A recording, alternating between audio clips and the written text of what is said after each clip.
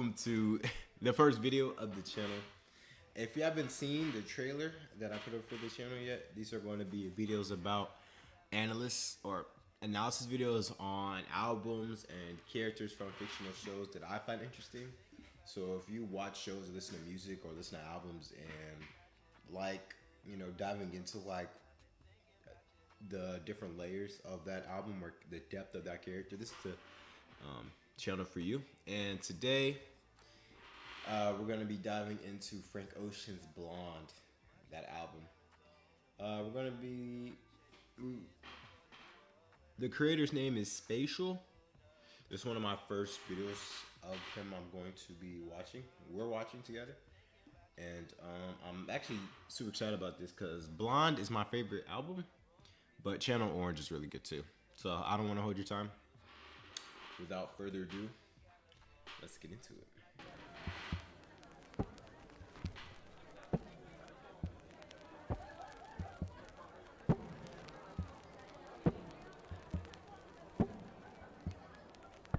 Frank Ocean is without a doubt one of the most talented and mysterious artists of our generation. Known for disappearing from the world at periods of time and re-emerging with critically acclaimed music, Frank Ocean has built a reputation as a boundary-pushing artist with a cult-like following. Born Christopher Edwin Breaux, he used the pen name Frank Ocean to begin his career as a songwriter for artists such as John Legend and Justin Bieber. It wasn't until 2011, with the support of Odd Future, that he released his debut mixtape, Nostalgia Ultra, a catalog of songs that discussed love, addiction, American culture, and of course, nostalgia. This mixtape put him on a map as an artist to look out for.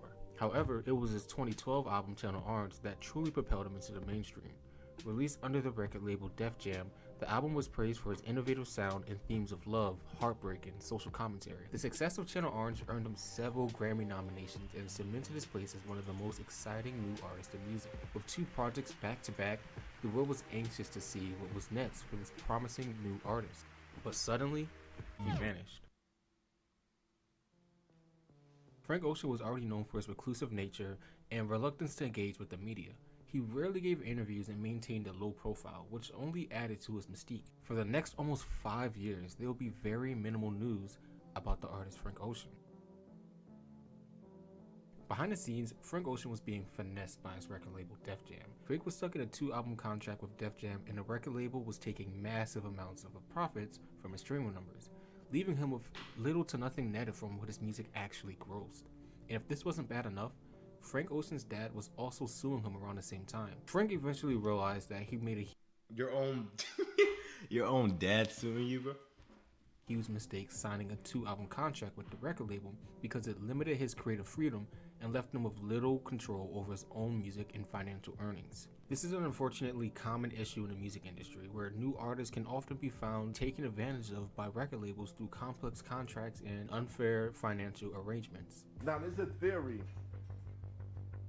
and if anything happens to me after I bring up this subject, you know what it is. Yeah, the music business plays this Jedi mind trick on you. The whole thing's set up to be rapacious and take advantage of your weakness. If you get success and you have leverage, they'll get out of your way because you're making them a lot of money. I was recording the albums myself in my own studio. So the way I looked at it, I owned the work because I paid for it. And I did all the work, I created it, so I felt like it should belong to me. But the minute you're not making them as much money, then they step in and they start playing these Jedi mind tricks on you. The companies felt otherwise, and they would always hold this contract up and say, well, you signed it. And I say, well, I understand that. It's not like I want to leave. I just want to, talk about this thing and see if we can't make it more fair. Of course, they wouldn't change, because if they changed, they wouldn't really exist. But Frank Ocean had a plan, one that would go down as the biggest industry finesse of the century. Frank had one more album he was obligated to make for the record label. He couldn't use Nostalgia Ultra as a second album because it technically can't be an album if the samples of the project aren't cleared. And Def Jam had no interest in even attempting to clear them because they didn't want him to fulfill his contract. Feeling trapped and vulnerable as an artist, Frank realized he had to beat Def Jam at their own game if he ever wanted to get out of the situation. In early August of 2016, the rollout for Frank Ocean's new album, Endless, was underway.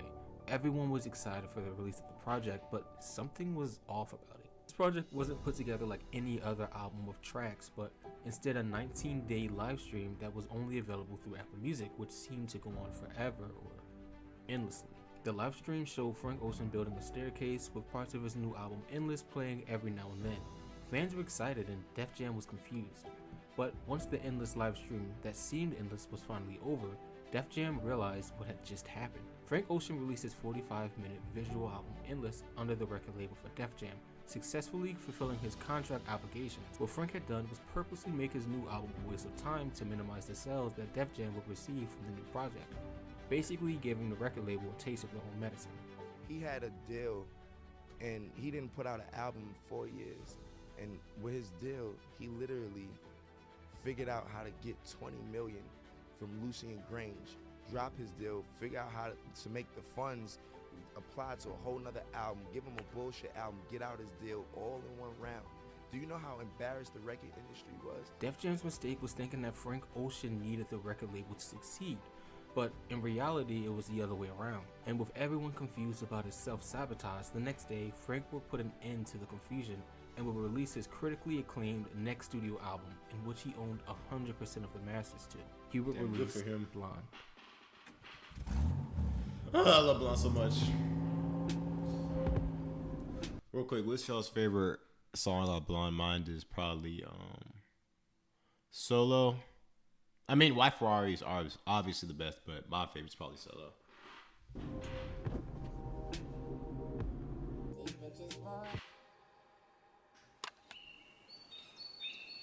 Frank Ocean's Blind is a beautifully written 17-track album about love, nostalgia, immaturity, innocence, regret, purity, and so much more. He dissects these topics through telling multiple stories of lessons he's learned through his relationships over the years. A lot of themes and narratives in this project revolve around growing pains in the process of self-discovery. I think this is why so many people around my age resonate with this album so much. It's an album about growing up and figuring out who you are as a person. The themes of love, nostalgia, and regret are all things that many young adults can relate to as they navigate the complexities of relationships, reflect on their past experiences, and try to come to terms with the person that they're becoming. The first track of the album, Nikes, opens up and almost engulfs you into the song like heavy waves crashing into each other. With its rich textures and dreamy atmosphere, you immediately realize that you've entered this beautiful, uncharted world that's blonde. The theme of materialistic hedonism and how it can impact our lives is explored on Nikes. The track makes reference to Nike shoes, shiny gold and glitter, and indulgent fantasies, serving as a critique and a warning of a materialistic lifestyle. The first verse of the song conveys just that.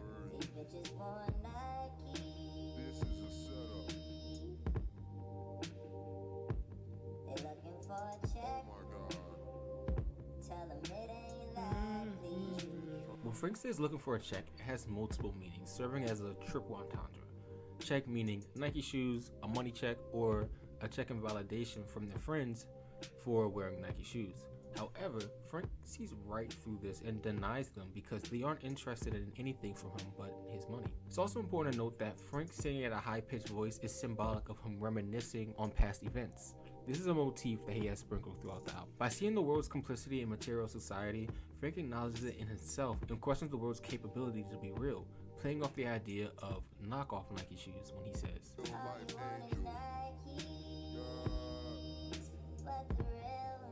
the person Frank is singing about in the first half of the song is really today's society personified, always caught up in the newest shiny thing and not interested in making up time to form relationships with people, but instead pursuing quick and forgotten intimate moments. This is a subject that Frank touches on later on the project. He opens up a story to narrate an Italian girl who gets caught up chasing after this Nike's lifestyle. Frank's cousin that he mentions runs a drug business, and he calls his girl his mermaid, saying that she keeps scales, meaning the scales of a mermaid's tail and the scale that is used to weigh drugs. In a Nike's music video, there's a woman swimming around in a tank full of water when Frank says,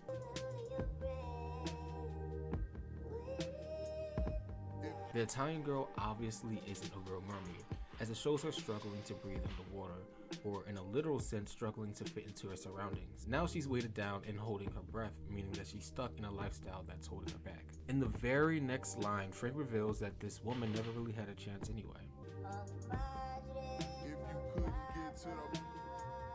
Punk meaning fake, Madre and Papa meaning mom and dad in Italian, he's saying that her parents were just like her, the rebellious type, and didn't really give the girl a strong family dynamic like she needed. This leaves the girl, or the mermaid, stuck with Frank's drug dealing cousin, who technically acts as her boyfriend but doesn't really care for her. Since she's used to this type of relationship from her parents, she's content with it, accepting her drowning situation and saying it's good enough.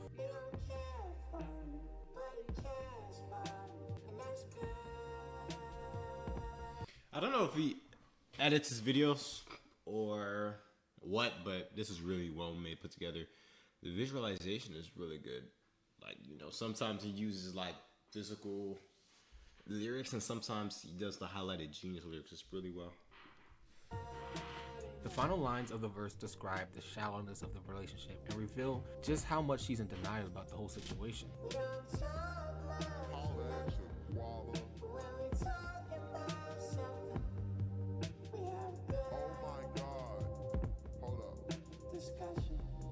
There's a pause in the words good and discussion, showing how the girl doesn't even know the meaning of a good discussion. It only says that as an attempt to make her situation sound better to herself. In the second verse of the song, the pitched up vocals disappear from Fink's voice, signaling that we're now in the present, where he talks about how this Nike culture affects him personally. He starts the verse off by stating that he's the one in control of his music and he's the one in control of his art at the end of the day, letting both record labels and his fans know that they can predict when music will come out, but ultimately he creates his own future. Let you guys prophesy, we gon' see the future first. This is something I've always respected about Frank's artistry. In a world where audiences expect artists to put out high volumes of work, Frank Ocean's catalog completely contrasts the current meta, allowing him to really stay true to himself as a person first and an artist by any means necessary. Frank then goes on to talk about his drug usage, foreshadowing a bigger theme later on the album. Do you have any strong memories attached to the album? I think, so you know how like in video games, you have checkpoints? Oftentimes, the checkpoints of my life, they're punctuated by blonde. So in different phases going from one point to the next. Somehow, some way, I always revisit blonde. After a breakup, blonde. On a journey of discovery, blonde. So it's always present. The next track of the album, Ivy, explores young, naive love and mistakes that contributed to a failed relationship. The track's bubbly and melancholy bass and guitar riffs throughout the song auditorily conveys the innocence of the situation in the song. The opening lines double down on these feelings when he says, I thought that I was dreaming when you said you loved me, the start of nothing. Frank is reflecting on the beginning of a now failed relationship. The reflective lines of the start of nothing It started nothing new. at the fact that he knew the relationship was doomed from the start, but still decided to portray blissful ignorance for as long as it could last. Using the imagery of seeing through walls, he conveys that he sees his partner behind the emotional walls that they put up. The person he's singing about puts up these barriers because they aren't being true to themselves or their relationship. Frank then contrasts this with the fact that while they aren't being truthful, neither is he, because he's hiding his strong feelings for them all together. And the next line he says, Safe in my rental like an army truck back then. We didn't give a fuck back then. I ain't a kid no more. He says this describing how they've grown older and grown apart. When Frank was younger, he was fine with living life like an armored truck going through any type of emotional pain. But now that he's older and wiser, Frank is forced to feel everything, to feel all the consequences of his actions in their past relationships. He says this to make the point that while we're kids, the things we do might not hurt us in the moment, but eventually they'll catch up to us and we tend to pay for them later in life. When Frank sings, Broke your heart last week, you'll probably feel better by the weekend. Still remember you going crazy. he describes how his lover was able to get over the heartbreak in just a matter of weeks. Even though their sexual chemistry was high, Frank's lover's feelings turned out to be superficial in nature, symbolizing how fast a relationship can build then quickly demolish, leaving Frank and his partner with no choice to move on in life because that's all they can do. Although this seems to be the most optimal response, Frank at this point is still riddled with immaturity and naivety. He's overcome with crashing emotions and regret about what happened with his former Bro, love. this movie is this movie's crazy. It's a good movie though. With growing anger and frustration, he's thinking more and more about the situation. I've always imagined him lying alone in bed while these thoughts are playing through his head in this part of the song. All the things I didn't mean to say, I didn't mean to do. There were things you didn't need to say. Did you mean to? Frank ultimately lies alone angrily, and out of desperation, he chaotically ends the song with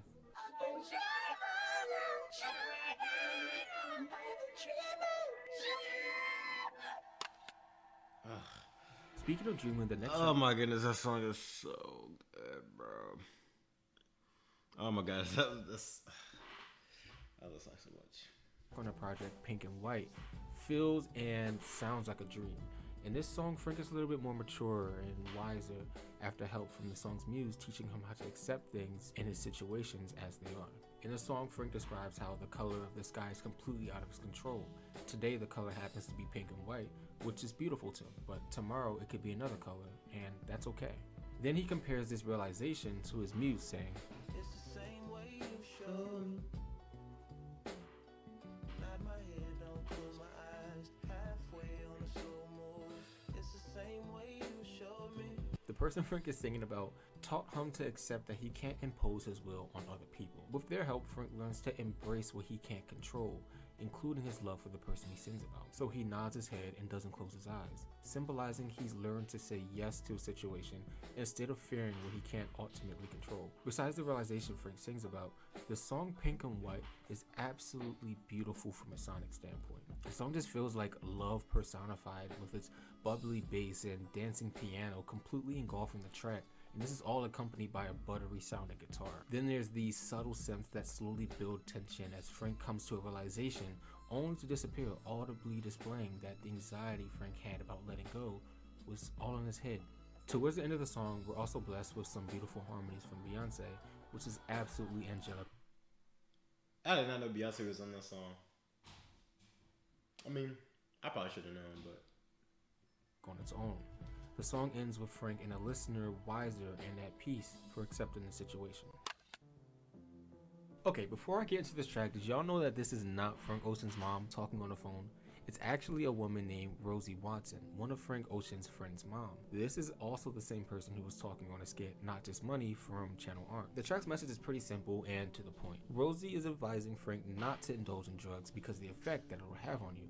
And she also warns him not to be a follower and to be himself at all times, regardless of the situation. Don't use that cocaine or marijuana because that stuff is highly addictive. When people become weed heads, they become sluggish, lazy, stupid, and unconcerned. This track serves to be a major point in the overall message of the album. The next song, Solo, immediately disregards all the my favorite song. My fault, that was OD. That was OD. advice Rosie's given to him in a voicemail, starting with the lyrics. Hand me a towel, I'm dirty dancing by myself, gone off tabs of that ass. The song is about the differences between loneliness and being alone, or rather, being solo or so low. The atmospheric production of a lone organ auditorily displays this very sense of being alone. Frank begins the song painting out a memory of him confessing his feelings to a potential lover. We too loud in public, them police turned down a function. Now we outside and the time is perfect. Forgot to tell you, gotta tell you how much I vibe with you. In this verse, Frank uses the double entendre of solo and so low when he ends the verse saying, And we don't gotta be solo. Saying they don't have to be solo as in alone without each other, and they also don't have to be so low about their feelings for each other. After confessing his feelings outside the party, Frank and this person begin a relationship. And the thing is, Frank ultimately can't handle being in a relationship because of his drug use and his lust, so he ends up cheating on them. Frank then continues the story, saying to his lover that maybe they were better off solo or alone all along. Think we were better off solo. Reflecting on the relationship over a blunt, Frank relates it to the state of the world, saying, It's hell on earth and the city's on fire. In Hell is a play on In Hell, which is ironic considering the weird feeling of being in heaven. Frank also justifies getting high to deal with his feelings of being so low. In the next line, Frank describes a bull and a matador dueling in the sky. There's a bull and a matador dueling in the sky, yeah. This is reference to the Taurus and Orion constellation. What he's doing is drawing parallels between the fighting bull and matador and his own conflicting emotions. Ignoring the advice from Rosie on a previous track about drugs, Frank instead decides to look past the stars and in Hell is Weed to go to a carefree state of heaven. On the second verse, Frank Ocean is living a life without his partner and ignores social expectations of cleanliness because he has nobody to impress. I'm skipping showers and switching socks, sleeping good and low. Frank continues his habits of drug use by himself, agitated, and ultimately running away from his emotions by getting high or going to heaven. After feeling alone for so long, Frank decides to try and reconcile with his ex-lover. I wanted that egg ride in Colorado that night. I brought cheese to blow through, but it's just me and no you. Ending the story as it began, creating a loop after disregarding the advice that was given to him. You stayed up till my phone died. Smoking big rollers. Do you remember the first time that you listened to Blonde? Yeah, so when I listened to Blonde, it was obviously, what was that, 2016? There was this little tree That sounds like SZA. Is that SZA? Am I tripping? I used to go read under in the park, and I was at that tree chilling, and I didn't know when the album had first come out, but I got like a text and it was like, oh my god, like Frank Ocean like actually released the project, and I was like, oh my god. So I had a speaker and I was sitting under like this Yeah, that's SZA. tree. It was like one of like those willow trees, so like the branches come down, like so you kind of like people can't see you in it, but you can see people out of it. And so I sat there and listened to Blonde on my speaker under a willow tree for the first time. That is actually beautiful. I wish I listened to Blonde the first time. Skyline 2 is an atmospheric song about reflection and time. The song's production is very minimal and almost ethereal in nature. The echo of his voice and faint chirps of birds in the track makes the song feel spacious and ready to be filled with new memories. He starts the song reminiscing on the season of summer. This is joy, this is summer. Keep alive, stay alive. Saying this is joy, this is summer is a representation of a season acting as an emotion to him. This is something I can personally resonate with. Frank sees summer as a chance for him and his partner to explore love and live life to the fullest. Frank also touches on how fast time can fly as we get older when he says, That's a pretty fucking fast year flew by. I find it really interesting how the guitar and drum pads on the song are muted, almost auditorily representing how life can go so fast it feels like a blur. It begins to blur, we get older. Blur. Summer's not as long as it used to be. Every day counts like crazy. We all remember as kids how our summer vacations used to feel endless, but as we grow older, the summer and really the years just seem to fly by. Frank is reminding himself to live every day to the fullest to make it count, because a season is just that, a season. Self-Control is probably one of the most raw songs in our album. Featuring just Frank's voice, some harmonies, and electric guitar in the background, it's a bittersweet ballad where Frank describes a relationship that's slowly falling apart. He expresses how he knows the inevitable will happen sooner than later because they aren't on the same wavelength. Frank uses pitched up vocals again on his track, signaling that he's reminiscing about his younger years. In the intro of the song, Frank sets the stage for the story, describing how the relationship wasn't made to last from the beginning. He sounds like he's talking about someone who could be only in his town for a couple of days, asking them, so how was your summer? Poolside convo about your summer last night. Ooh, about your summer last night. He realizes that even though they might have mutual feelings for each other, they won't have any time to build something more meaningful, which is why Frank desperately pleads when he asks, could we make it in? Do we have time? After the intro of the song, Frank describes the immaturity he realizes in the other person, but still deciding to be a part of their life, even though it's not in the way that he desires. I'll be the boyfriend in your wet jeans tonight. With this line, Frank is saying he's ready and capable to be a boyfriend because he's mature and he's experienced. But contrast to him, the other person is only experienced enough to know what a wet dream feels like. So he settles for that. This line sets up the theme for the rest of the song. Wish I was there. Wish we grown up on the same advice. He describes his disappointment that, Bro, if we were to be at a freaking Frank Ocean concert, bro, tears everywhere. Golly, I can only imagine. I don't know when the next time he'll be on tour.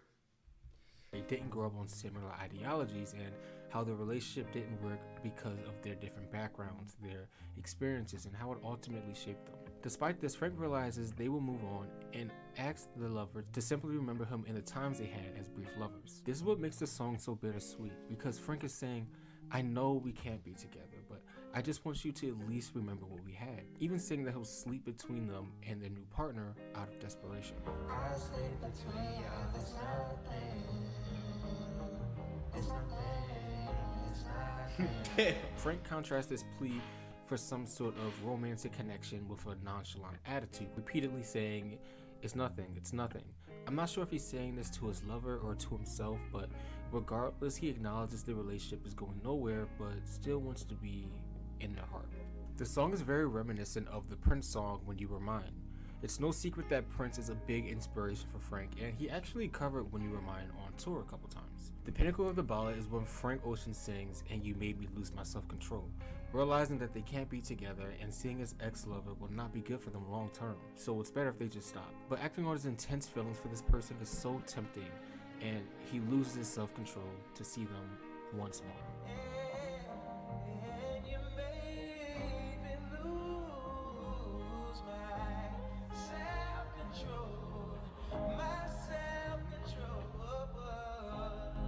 The outro wraps up the song so beautifully eloquent and perfectly.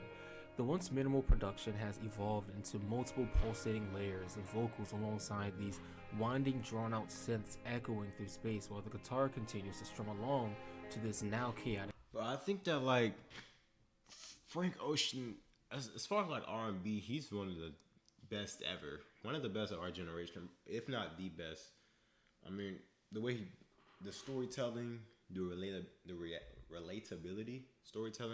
relatability, the production, the lyrics is on par with like Kendrick Lamar or, you know, artists of that caliber.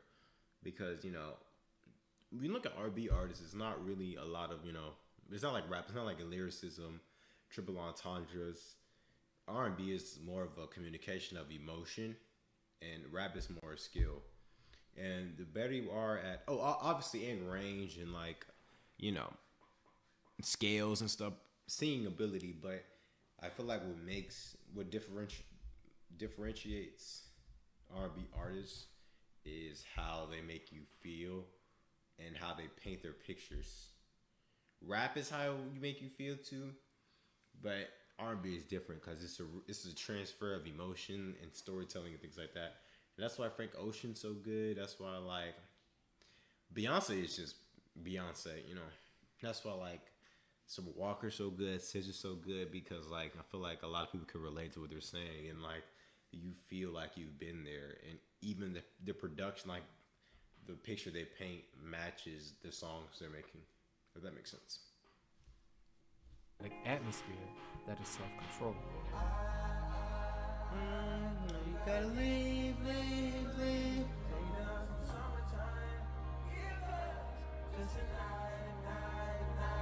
Amongst this, Frank pleads to see his lover once more, even with the reality in mind that they have moved on from him. He pleads over and over again until the sounds of the track inevitably fade away, symbolizing the acceptance that all things, good or bad, must eventually pass. I feel like his album was about giving someone your all until you can't give it anymore. Like, it's like really loving somebody unconditionally, or not even just a person, loving what you do or loving anything so much to the point where it's like self-sabotage, like it's hurting, like hugging somebody with a knife in their hand, basically. It's like loving somebody but they're stabbing you. It's like holding broken glass. Yes. I feel like his song Self-Control is like, all right, now I love you, but now I gotta control how the fuck I love you. The track Good Guy is an interlude on the project. The track quickly describes a blind date Frank has been set up on through a mutual friend over the sounds of a piano. Eventually, Frank realizes the intimacy between himself and the date was meaningless, when he was ultimately hoping for something more. Much more than some shit. No, you don't need me right now. And to you, it's just a late night out. Nights. Song about duality. Who doesn't love this song? The production, the beat switch, the story. I can see why this is so many people's favorite song on Blonde. The structure on the song is divided into two parts. The first part is rap heavy and accompanied by these pitched up guitar riffs.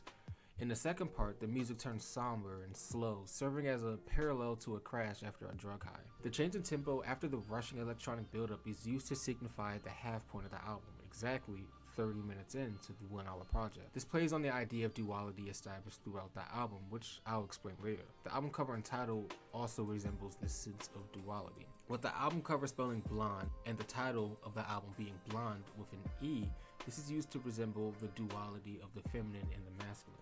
Blonde with an E being the feminine and blonde without an E representing the masculine. But like I said, more on this later.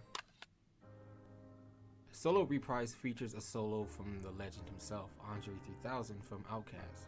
This is the only song on the album that doesn't feature vocals from Frank Ocean. On this track, Andre reflects on the music industry and society, the things that made him feel so low. But he speaks on his disappointment in the direction of hip-hop since he started rapping. He speaks on his self-confidence and relevance to the industry, and how he hates how people just follow trends instead of being their authentic self. Andre raps in a way that feels like a flurry over top of a piano that honestly sounds like it's trying to keep up with him. When I do, I cut the pony off. Now there's a hole that once was a logo. How fitting, solo that I can give a fuck about what is trending. Trying to cut down on my spit. When he raps about these things, he isn't necessarily concerned with ghostwriters or rappers following trends, but instead he's speaking on honesty. He expresses how he feels like hip-hop should be real and how it should be authentic, how it should just simply be honest. He expresses his own experience compared to other rappers on the last lines of the song. When I thought this hit me, when people talk about the whole idea of people copying other people, to me, is very true, right? People do copy other people, but the only thing that needs to change, or the only thing that you should copy other people, if it's right, is their morals. You know what I'm saying? Like, their manners, how they speak to people, how they carry themselves. It's okay to emulate other people that you have based on their morals, but you do not need to copy other people based on their personality or how they dress or the trends. I mean, that's the best way to make friends, is by measuring what their morals are, not their personality. Because personality could be like, you could be, you know, a quiet person, you could be a loud person, you can be a timid person, you could be a confident person, you could be a scary person. I don't know how you could be scary, but you know what I mean? Like, as long as your morals are right, as long as there's, like, if we boil you down and there's stuff that I can agree, that we both agree on, that are morally correct, and then I could be your friend. It really doesn't matter how you dress or how you speak or stuff like that. How you speak to stuff, people, does matter, but it's who you are, and who you are your morals, and that's what you should judge people more based on. And you should not. I don't think you should be writing trends, or you can write trends, whatever's comfortable to you, but you should not be writing trends just because they're trendy. Do what makes you feel good and makes you feel the best version of yourself. I'm humming and whistling to those not deserving. I stumbled and lived every word. Was I working just way too hard?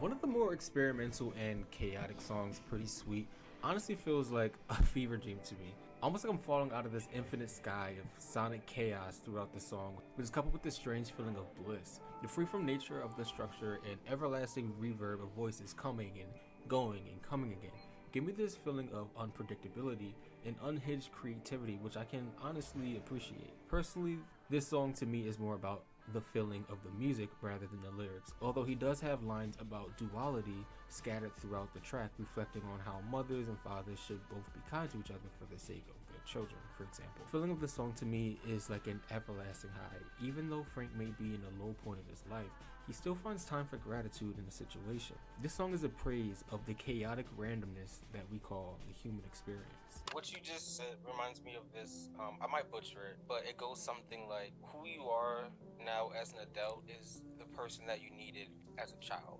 Do you resonate with that? I agree. I mean, I think I do a lot of inner work to fulfill my inner child. And I think everyone should do that. Like, let's say when you were younger, you wanted to do cheerleading and you couldn't. Join a cheerleading class now. Like, do all the things that you wanted to do and give yourself. Because let's say you have a family or a partner, just whatever. Like, Bro, that quote just resonated with me crazy. I have a video on YouTube on another channel called Most Famous. It's a podcast that I had that where I would interview just normal people, non-famous people, and we just talk about different experiences and stuff. And the video is right here if you want to watch it. But in that video, I was talking about how when I played football, I was super talented. Or not talented, but I was super athletic, and very smart. But I was not good at football whatsoever, right? And football is everything in high school. Especially if you're a male. If you're a male in high school and you play sports, you know football is how your worth is measured. And I was one of those guys that was like a top 5 athletic person on the team, but I was not confident in myself at all. My self-esteem was extremely low. And when he said, "Who you are as an adult is who you needed as a child," that like if I had like big brother myself to comfort how I was like 3 years ago, like that would have helped a lot because I'm a lot more confident in myself and stuff. But if I would just have somebody just to tell me that your self-worth is not measured on a freaking football field, that would help me tons. But yeah, I feel like that is so true. That is so true. you don't want to feel like you're empty. Like, you're never too late to do anything, to try something new. Like, the world is yours, and I'm a firm believer in everything that you already want. Like, everything that you want in this life is already yours. Just go and get it. Facebook Story is an actual story about a French producer, Sebastian, and how his girlfriend broke up with him after 3 years because he didn't accept her friend request on Facebook. And she took that as a sign that he wasn't being faithful to her. Sebastian talked about this audio clip later with Pitchfork, saying, "Yes, it's me and it's a true story. We were chatting about life and relationships in general. I discovered that Frank was recording the conversation sometimes when something seemed interesting to him, but I didn't know when and why exactly. We just having discussions like anyone else, but suddenly he paid attention at this story. Maybe he chose that one because this kind of story reveals something about our time. He maybe has another point of view." Listening to this interlude now always reminds me of the Netflix documentary, The Social Dilemma. In a way, this interlude was a warning of the power the virtual world can have over what we do in the physical world, something that couldn't be any more clearer in the year 2023. Close to You is another short track. In the song, Frank Ocean sings with a prismizer, and if you don't know what that is, a prismizer is an audio effect that manipulates the pitch and tone of your vocals in real time. It uses a combination of delay, reverb, and pitch shifting algorithms to create this digital sounding effect, layering and glitching over top of itself. Bon Iver is actually known for using it on his song 715 Creeks. I remember something. Real Russian kissing on a night second to last. I think Frank using this glitchy-like effect is symbolic of the previous interlude where Sebastian talks about losing his relationship over social media, something in a digital age. In the outro of the song, he pays homage to Stevie Wonder as he used some of his lyrics in the song with the same prismizer effect, although Frank's use of the effect was a lot more subtle than Stevie's.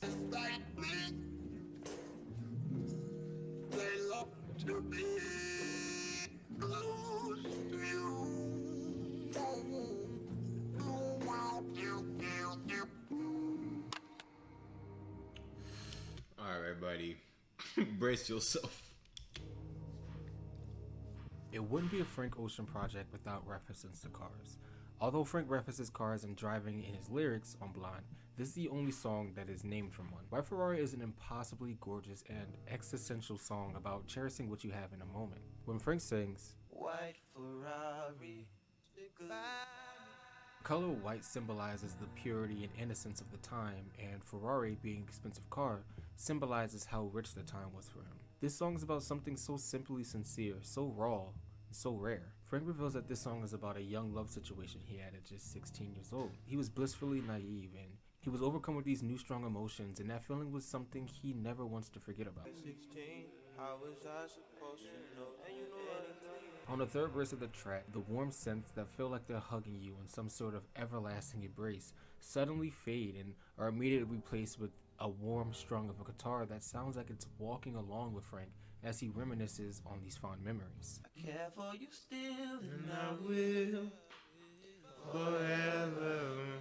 That was my part of the deal. Like a car, Frank Ocean assures the person that they will take care of him forever and that they'll always have a special place in his heart. I think that these lyrics are really important to the song. That was my part of the deal. He's saying, I'll continue to be there for you if you need me, but things have to end. The third verse of the song is really existential, and I feel that the simplicity of the production is here because Frank is being open and honest. Almost saying the warm hug of the synth can't be us anymore, but I'll still walk with you. I want you to hear the strum of our guitar, and I won't forget you. All of this obviously isn't easy to do though. Towards the end of the verse, Frank says he had to put what is practical and right over what he felt emotionally, and comparing that skill set to the act of magic itself.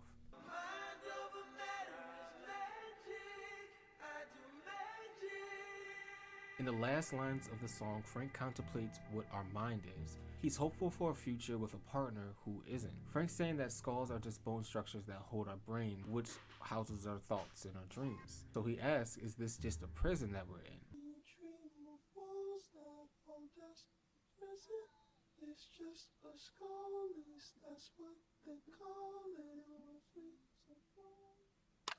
Oh my god, there are so many ways to read the narrative of Siegfried, as it's fairly cryptic by nature. Personally, I've always seen this song as an ode to yourself, breaking up with your old self to become a stronger version of you. I can't relate to my peers, I'd rather live outside. He says he's finally taking the advice Rosie Watson gave him on that voicemail.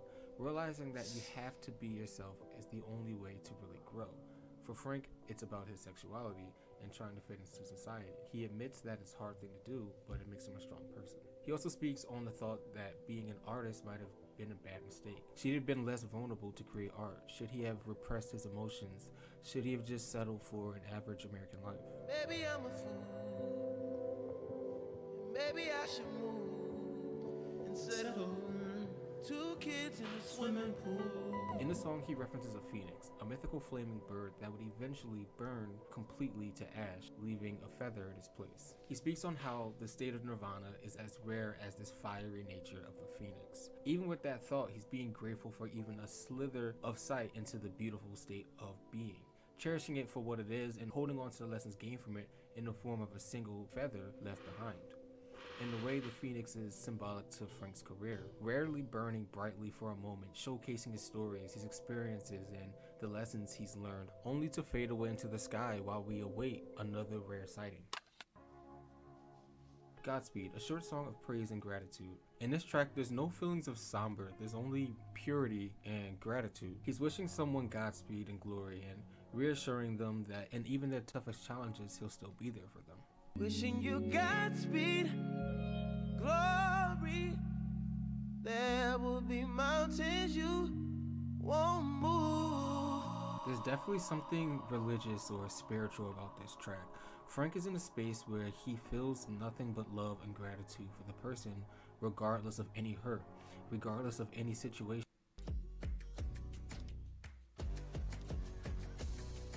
I just don't think And regardless of any future outcome. It seems that he's reached this state of unconditional love and acceptance. This type of feeling and emotion is often associated with spirituality or religion, as it goes way beyond the physical realm and taps into something deeper, something more meaningful. I can never cover all the themes and ideals that's been presented to us from this album. A friend of mine told me that one of the best things about music is how so many people could listen to an album and have different songs stand out to them, meaning more to them or getting them through different times in their lives. And I couldn't agree more. Frank Ocean's Blonde is a once-in-a-generation album in my opinion. It speaks to so much more than just relationships, breakups. Not an opinion, that's a fact. And love. It speaks to people. Do you have any dreams? Dreams? What do you mean? Like goals? Oh, like goals in life. Basically, like my book club, I feel like I really have dreams for that to just have longevity. I want to be able to look up, and it's been 3 years already, but I want to look up in like 10 years and be like, I kept the book club for 10 years. I want to be an architect. I really am into design. That's been my dream since I was a little kid. To really make an impact on people's lives. In what form that might take, I don't know. But I know that there's going to be an impact somewhere, somehow. Godspeed, I don't know. It's like a nice final keepsake, I guess. of the person or persons or things that you've lost. You know what's crazy? Everybody says Godspeed. Hey, Like everybody mentions that song. Frank really shitted on with that one. Every summer, you have to roll down the windows and put your foot up on the dash and listen a lot. Driving down the highway and looking at all the pretty buildings, I'm like, I want to be somebody that creates something in a space that's just so beautiful. A dream of mine, I would say, is to write a book. And not just write it, but it like be something. And it like just snowball. Like it's a book and it's a show. It's a movie. It's this, it's that. I want to be on my Issa type stuff. A lot of times people are afraid of what they're supposed to become. And some people don't know what they're supposed to become. But for me, it's a fear of failing. And it's a fear that, what if I'm so good at this that it just, I don't know. Blonde explores a range of themes and experiences, from love and heartbreak to identity and self-discovery. It challenges us to look back on even our most painful moments we've experienced and dare to smile. It reminds us of the good, the bad, and the ugly of growing up. Because even if you cut your hair, it's important to remember the joys of a blonded life. Damn. Oh my goodness. That was an amazing video, a great video, well put together. It is Spatial. I hope I'm saying your name right. Keep doing what you're doing, bro. This video was great. It really, sorry, yeah. Anyway, it was really great. The visuals was great. Your interpretations were very easy to digest. The picture, yeah, the videos you had to paint the pictures were great. It's just, this is really good. I might react to another video of yours, but this is a really, really, really, really good video. I hope y'all enjoyed. Comment down below y'all's favorite song from Frank Ocean, and I will catch you in the next one.